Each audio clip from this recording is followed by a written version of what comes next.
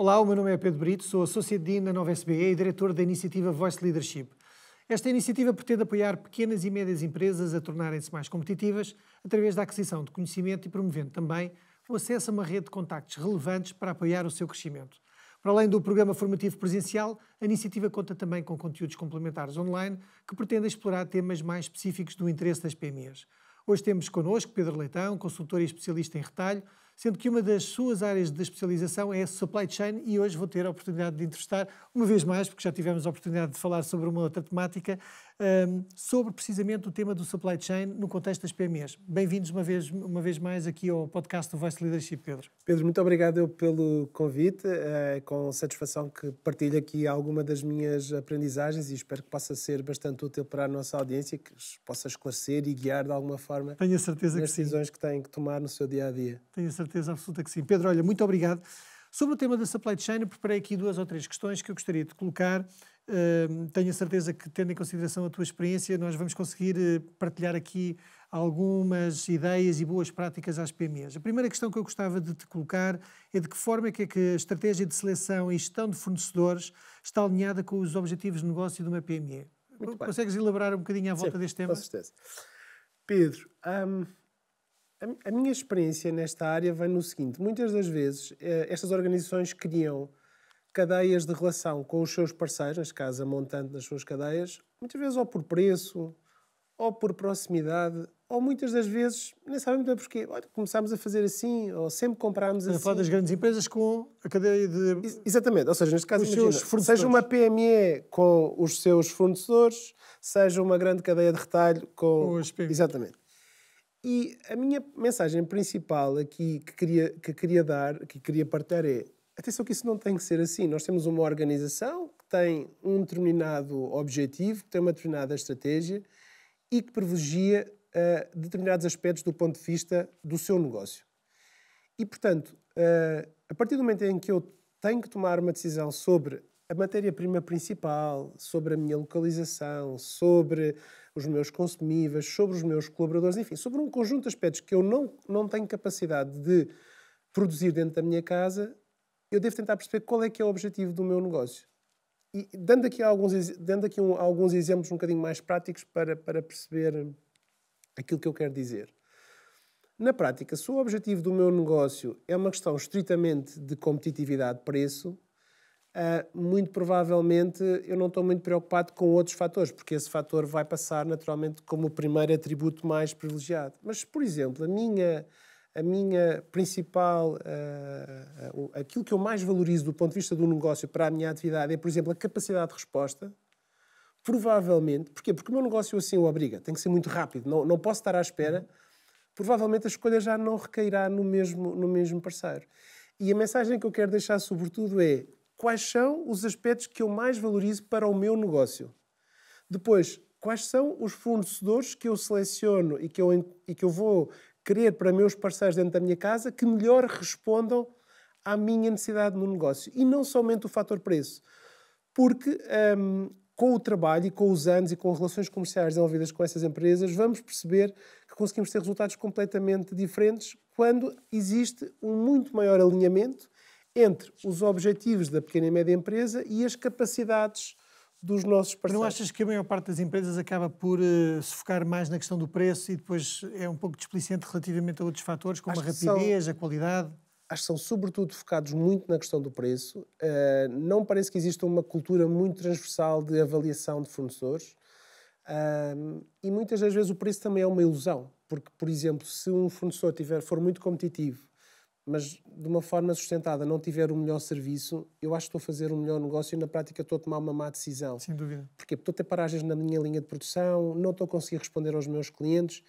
E, portanto, acho que é tão importante, no momento de gestão ou decisão, bem como o momento de avaliação da própria performance dos fornecedores. E, naturalmente, a experiência que tenho é que isto são aspectos que fogem muitas das vezes à agenda destas organizações. E, portanto, é tão crítico selecionar como gerir e depois perceber se estas pessoas são as escolhas certas ou não.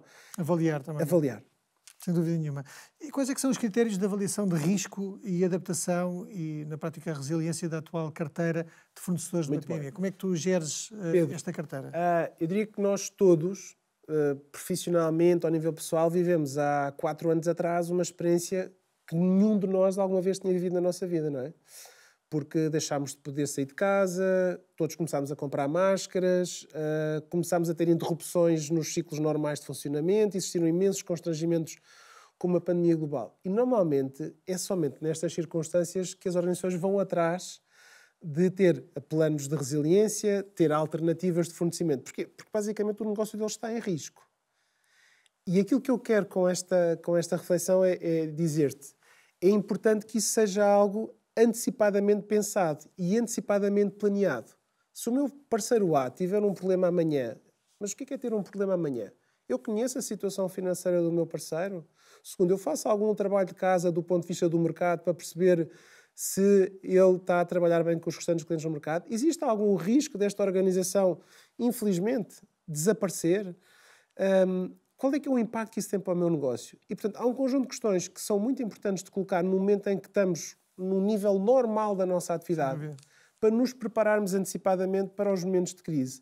Claro que a pandemia é um extremo no sentido em que são vários fenómenos disruptivos a acontecer à escala global, ao mesmo tempo e em muitos setores, mas se nós entrarmos em determinados setores, estes fenómenos acontecem. Portanto, na prática, cada um dos setores tem mini-pandemias de uma forma recorrente todos os anos. Pedro, a minha experiência, posso dizer, os argumentos são todos os que tu possas imaginar. Aumenta o preço do combustível, tens impactos. Imagina, chove muito numa determinada zona do globo, não produzes aquele percível, desequilibra o teu mercado. A temperatura da água do mar sobe, não tens a mesma capacidade de poder capturar, não aparece a mesma capacidade de oferta daquela espécie no mercado. Enfim, o que eu quero dizer é que há muitos fenómenos climatéricos, políticos, internacionais, como as taxas de câmbio, como os preços dos combustíveis, que existem todos os tempos, existem sempre, todo o momento, com escalas e impactos diferentes. E, portanto, se nós conseguimos fazer esse trabalho de uma forma antecipada, conseguimos reagir quando estamos numa situação equilibrada e não desesperadamente quando vemos o nosso negócio em risco. Deixa-me fazer uma última questão. Tendo em consideração a tua experiência na relação com cadeias de abastecimento, sobretudo no retalho, o que é que tu recomendas às PMEs priorizar? Não é? Porque, na prática, é difícil fazer escolhas. Os recursos são limitados. Por onde é que eu me viro? Não é? Qual é que é a minha prioridade? Bom, Pedro, acho que tem que existir um equilíbrio. E também levando um bocadinho à minha experiência enquanto gestor e comprador e negociador do retalho nessa área. O que me parece super relevante é, do ponto de vista quase comercial, ou comercial na relação com o cliente, tentar perceber quais são os drivers daquele negócio. O que é que aquele negócio está... É um negócio que inova muito? É um negócio que inova pouco? É um negócio que está a procurar somente fator preço? Portanto, o que eu quero dizer é muito importante conseguir ler, e normalmente estas cadeias de retalho muito organizadas são polos de atração de conhecimento, porque a indústria está toda próxima, todos os parceiros interessados naquele negócio estão juntos a trabalhar com estas organizações e, portanto, a informação, de alguma forma, quase que se gera em torno destas mesmas organizações. E depois também de conseguirmos perceber claramente quais são os drivers, há que ajustar um bocadinho essas competências. Portanto, o que eu quero dizer é, provavelmente, negócios mais maduros, mais estáveis, sem grandes momentos de inovação, a inovação tem uma capacidade de poder gerar valor acrescentado para as relações privilegiadas de parceria, e provavelmente outros negócios onde já existe muita inovação ou existe uma grande volatilidade, o negócio está em crescimento, se calhar outro tipo de competências, mais do ponto de vista da produtividade ou da aflição dos custos, esses são fatores mais relevantes. Portanto, eu não te consigo dizer, Pedro, uma resposta vai depender clara. Um bocadinho também da cadeia de abastecimento do retalho, não é? Exatamente. Depende do negócio, depende da maturidade do negócio, depende daquilo que aquele setor mais procura. Portanto, se o negócio for muito maduro, a inovação é um fator-chave. Se o negócio não for maduro, eu diria que existem outro tipo de oportunidades. E, portanto, as competências das empresas têm que, de alguma forma, se ajustar e perceber os ciclos de adaptação desses negócios. Pedro, da minha experiência, muitas das vezes, quando as pequenas e médias empresas trabalham com diferentes categorias, é muito mais fácil perceber isto. Porquê? Porque se consegue perceber em negócios que até têm algum tipo de adjacências, mas têm níveis diferentes de maturidade, que estão em estados de desenvolvimento completamente diferentes e, portanto, as necessidades de uma determinada categoria podem ser completamente diferentes de outra categoria, apesar das matérias-primas ou das competências serem as mesmas no momento da produção, digamos assim. Pedro, deixa-me aqui só tentar capturar algumas das ideias e, por favor, partilha e reforça outros aspectos complementares que tu consideras que tenham ficado de fora. Sobre o tema que nos traz aqui hoje, o supply chain, e tendo em consideração as pequenas e médias empresas, nós sabemos que muitas empresas, pequenas, médias, grandes empresas, começam muitas vezes a trabalhar com a sua cadeia de fornecedores, muitas vezes sem uma estratégia muito bem definida, não é? Isso é um erro. E quando eu tomo decisões mais conscientes, nomeadamente o que é mais importante, matéria-prima, o produto, outros serviços, eu consigo tomar naturalmente melhores decisões. Parece óbvio, eu costumo dizer que é senso comum, mas pode não ser prática comum. Se é o preço, o foco é num. Se for a capacidade de resposta, portanto a rapidez, o parceiro também pode ser potencialmente diferente e é fundamental compreender quais é que são os aspectos que eu mais valorizo nos meus fornecedores, não é? Porque isso no final do dia tem um impacto no meu business plan. Portanto, criar uma cultura de avaliação de fornecedores é absolutamente crítico porque isto vai ter um impacto muito grande, seja na linha de produção, seja na resposta aos meus clientes, não é? Porque se eu não tiver um abastecimento constante de uma matéria-prima, pode impactar a linha de produção e isto tem um impacto direto no meu negócio do ponto de vista financeiro. É a mesma coisa, se eu não tiver a capacidade de produzir os meus produtos ou os meus serviços, isto vai naturalmente ter um impacto na satisfação dos meus clientes. Portanto, é muito importante, em cima desta cultura de avaliação de fornecedores e de escolha de fornecedores, também fazer uma espécie de, introduzir aqui a expressão, a cenarização dos meus fornecedores. E tu falaste muito na questão da resiliência e do risco, aproveitando também aquele cenário que nós vivemos há uns anos atrás da pandemia, mas na verdade hoje existem muitas pandemias, temos muitos cisnes negros, uns mais óbvios como a guerra da Ucrânia, mas há outros que podem parecer um bocadinho menos evidentes, como as taxas de câmbio, como falaste, o preço dos combustíveis, uma alteração climática que pode acontecer numa parte do globo que impacta a produção de um determinado produto ou matéria-prima. E, portanto, compreender e antecipar e planear esses cenários permite compreender qual é que é a real capacidade de um fornecedor servir aquilo que é o core do meu negócio, não é? Este cliente vai desaparecer, este fornecedor vai desaparecer, vai colocar em causa a minha capacidade produtiva, a capacidade de responder aos meus clientes.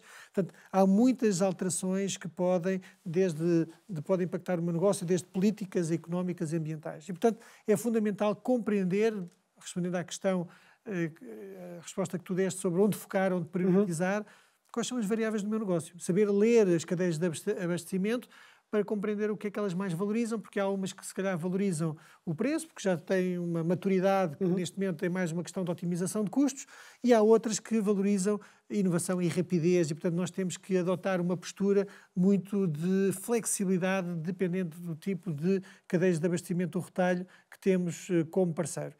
Foi isto que eu mais ou menos captei? Sim, Pedro. Sim, e dizer de uma forma muito simples, algo que me parece, e é um bocadinho provocador, que eu vou dizer. Normalmente estes temas são dados adquiridos.